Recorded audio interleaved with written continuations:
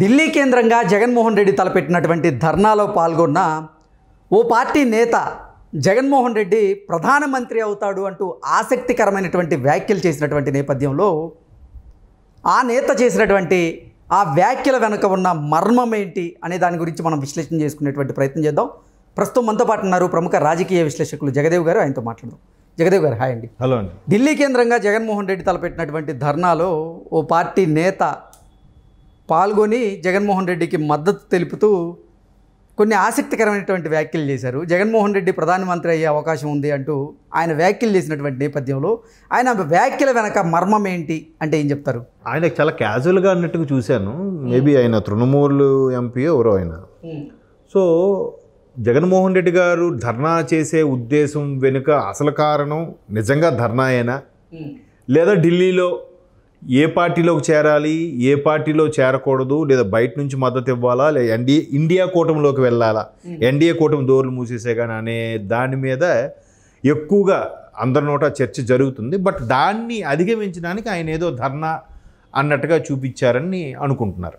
ఎందుకంటే అసెంబ్లీ సమావేశాలు ఇక్కడ మొదటి రోజు నల్ల గుడ్డతో వెళ్ళారు, రెండో రోజు కూడా వెళ్ళి లేదంటే దాని గవర్నర్ ప్రసంగం మీద ఒక ఏదో మాట్లాడి లేదంటే రాష్ట్ర ప్రభుత్వం ఇలా ఉందని చెప్తే ఆయనకు గుర్తింపు వచ్చేదేమో. ద్వితీయ విఘ్నం అనేది మన శాస్త్రంలో ఉంటుంది. ద్వితీయ విఘ్నం అనేది రెండో రోజు కూడా కంపల్సరీగా వెళ్తే ద్వితీయ విఘ్నం లేకుండా నిరాటంకం సాగుతుందని. ఈయన రెండో రోజు మరి వెళ్ళలే, ఒక్కరోజు వెళ్ళాడు ఆయన. రెండో రోజు ఇటు ఢిల్లీ వెళ్ళిపోయారు.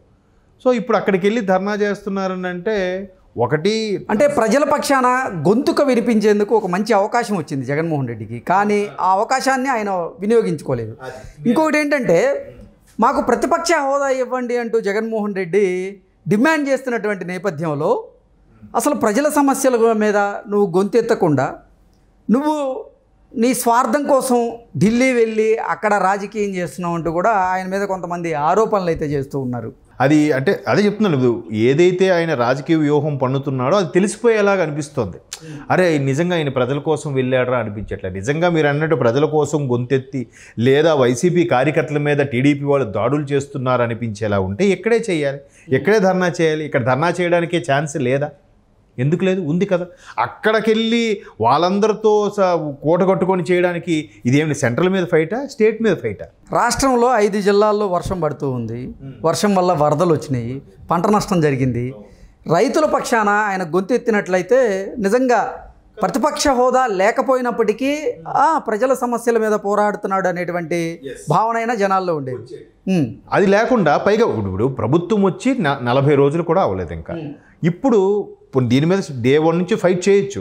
మీరు అన్నట్టు ఏవైతే పంట నష్టం అయిందో ఎస్పెషల్లీ గోదావరి జిల్లాలో వీటన్నిటి కూడా అక్కడక్కడ కలవట్లు, రోడ్లు కొట్టుకుపోవడం, పిల్లలు స్కూళ్ళకి వెళ్ళలేకపోతే పిల్లలు స్కూళ్ళు సెలవులు ఇచ్చేయడము, ఎక్కడెక్కడ ట్రాన్స్పోర్ట్ స్తంభించడము, ఇవన్నీ నష్టమే కదా. ప్రపోర్షనేట్గా పంట నష్టం అయిందంటే తినడానికి ఇబ్బంది అవుతుంది, అది ప్రపోర్షనేట్గా మళ్ళీ ప్రభుత్వానికి ఎఫెక్ట్ పడుతుంది. అసలు ప్రభుత్వం ఏం చర్యలు తీసుకుంటుంది, ముందస్తు చర్యలు తీసుకుందా లేదా, అసలు మీరు ఎలాగైనా చేసేదని చెప్పి దుయ్యబట్టాలి. అదేమీ లేదు. అదేం లేకుండా అక్కడికి వెళ్ళి ధర్నా. పోనీ ఇక్కడ పోని క్యాపిటల్లోనో విజయవాడలోనో వైజాగ్లోనో ధర్నా చేశారంటే సరే, ఇక్కడ పోని కనీసం కార్యకర్తల మీద దాడులు జరుగుతున్నాయని ధర్నా చేశారు అనుకోవడానికి. ఢిల్లీలో వెళ్ళి ధర్నా చేయాల్సిన అవసరం వచ్చింది. పైగా ఢిల్లీలో ఎవరెవరినైతే మద్దతు కూడగట్టుకున్నారో అటు అఖిలేష్ యాదవ్ అవ్వచ్చు కానీ ఎవరు తృణమూల్ నుంచి కానీ శివసేన నుంచి కానీ లేదంటే మన ఎవరు స్టాలిన్ వారు డిఎంకే నుంచి కానీ ఆ తంబిదొరై ఎవరో వచ్చారు, అలాగే శివసేన నుంచి ఎవరో వచ్చారు, ఆ ప్రియాంక ఎవరు వచ్చారు, అలాగే టీఎంసీ నడుమూల గారు వచ్చారు. వీళ్ళందరితో మద్దతు కూడగట్టుకోవడానికి ఏంటి ఉద్దేశం? వాళ్ళందరూ వచ్చి ఇక్కడ చంద్రబాబు గారిని అడగగలరా, ఫైట్ చేయగలరా, లేదా చంద్రబాబు గారిని సభాముఖంగా ప్రశ్నించగలరా? ఎలా ప్రశ్నిస్తారు? అక్కడ ఉండే ఎంపీలు అసెంబ్లీలో ఇక్కడ ప్రవేశించగలరా? పోనీ నిజంగా వాళ్ళ మద్దతు కూడగట్టుకునే ప్రయత్నం చేసి వాళ్ళ మీద ఫైట్ చేసే, ఇక్కడ కూటమి మీద ఫైట్ చేసే ఉద్దేశం ఉంటే ఆంధ్రప్రదేశ్లోనే ధర్నా చేస్తూ వాళ్ళందరినీ ఇక్కడికి రప్పించుంటే ఒకలా ఉండేది. సరే, నాకు సెంట్రల్ స్థాయిలో కూడా మద్దతు తీసుకొచ్చాను, ఇక్కడ వీళ్ళు నా కూటమి మీద నాకు బలం సరిపోక వీళ్ళు ఎక్కువ మెజార్టీతో ఉన్నారు, నా నోరు నొక్కేస్తున్నారు, నాకు ప్రతిపక్ష హోదా కూడా లేదు కాబట్టి అసెంబ్లీలో కూడా మాట్లాడడానికి ఛాన్స్ ఇవ్వట్లేదు కాబట్టి బయట నిలబడి ధర్నా చేస్తున్నాను, నాకు మీ అందరి మద్దతు ఇవ్వాలన్న అర్థం ఉంది. ఇప్పుడు సెంట్రల్లో వెళ్ళి ధర్నా చేస్తే అర్థం ఏంటి? కేంద్ర ప్రభుత్వం మీద చేస్తున్నట్టుంది ధర్నా. తెలంగాణ ఉద్యమ నేపథ్యంలో కూడా జంతర్ మంతర్ దగ్గర సెంట్రల్లో కూడా పార్లమెంటు ముందు కూడా ధర్నా చేశారు. ఎందుకు చేశారు? కేంద్రంకి తెలంగాణ వాయిస్ వినిపించడం కోసం, తెలంగాణ సాధన కోసం వినిపించారు. అక్కడ లింక్ ఉంది కాబట్టి అవసరం ఉంది. ఇక్కడ ఏం లింక్ ఉందని? లేదా ఒక రాష్ట్రపతి దగ్గరికి వెళ్ళి ఒక వినతిపత్రం సమర్పించండి, ఓ పద్ధతి. ధర్నా చేయడం వల్ల ఉపయోగం ఏంటి? ఎవరి కోసం? మరోవైపు అఖిలేష్ యాదవ్ లాంటి వాళ్ళని కూడగట్టుకున్నారంటే ఇంకో వార్త వచ్చింది ఏంటంటే, అఖిలేష్ యాదవ్ గారి ద్వారా ఇండియా కూటమిలోకి మరలా ఎంటర్ అయ్యే అవకాశం ఉంది. అఖిలేష్ యాదవ్ గారు కూడా రమ్మని పిలుస్తున్నారు. ఈయనకు కూడా సేఫ్ జోన్ కోసం, పార్టీ మనుగడ కోసం కాంగ్రెస్లో విలీనం అవ్వకపోయినా ఇండియా కూటమిలో ద్వారా కనీసం పార్టీలో అందులో ఒక పార్టీగా చేరి మద్దతుగా ఉండే ప్రపోజల్లో ఉన్నట్టుగా తెలుస్తుంది. ఈ సందర్భంగా ధర్నా చేస్తున్నప్పుడు అక్కడ తృణమూల్ ఎంపీ ఎవరు వచ్చి, ఎవరు చెప్పగలరు ఈయన ఇవాళ ఇక్కడ ధర్నా చేస్తున్నారు, రేపు పొద్దున ఇతనే ప్రధానమంత్రి కూడా అవ్వచ్చు అన్నారు. సో దాని మీద నెట్జన్స్ అందరూ కూడా చాలా వైరల్ చేస్తున్నారు. ఇప్పటికే నేను పొద్దున్న నుంచి చూడగానే వాట్సాప్లో వాటిలో స్టేటస్లు కూడా పెట్టారు, మనకు కాబోయే ప్రధాని జగన్ అన్న అని చెప్పేసి ఆల్రెడీ వ్యంగ్యంగా వెటకారంగా చాలామంది స్టేటస్లు కూడా పెట్టారు. సో మీరు అన్నట్టు ఇప్పుడు ఇక్కడ రాష్ట్రం వరదలు, వర్షాలు, ఎడతెరిపి లేని వర్షాలు పడుతున్నాయి. స్కూల్స్కి, ఆఫీసులకి సెలవిస్తున్నారు. ఎక్కడికక్కడ జనజీవనం స్తంభించిపోతుంది. దీని మీద ఫైట్ చేయండి. అక్కడ ముంపు గ్రామాల బిడ్డకి స్కూల్కి డ్రాప్ చేస్తున్నాడు. సరే, అంత ఇబ్బందికర పరిస్థితిలో ప్రభుత్వం ఏం సహాయం చేస్తుంది, మీరేం చేస్తున్నారని అడగండి గొంతెత్తి. అది కదా ప్రజల కోసం పోరాటం. మళ్ళీ ఇక్కడ ఎవరో ఒక కార్యకర్త చేయి నరికేశాడని మళ్ళీ గొడవలకు సంబంధించే మీరు ఫైట్ చేస్తున్నారు తప్ప ఆ గొడవలు ఒక్కటేనా ఉంది సమస్యలు? రాష్ట్రంలో ఎన్ని సమస్యలు ఉన్నాయి, ఎన్ని ఇబ్బందులు ఉన్నాయి, ప్రజలు ఎంత ఫేస్ చేస్తున్నారు, ఇవేవి కనబడట్లేదా మీకు?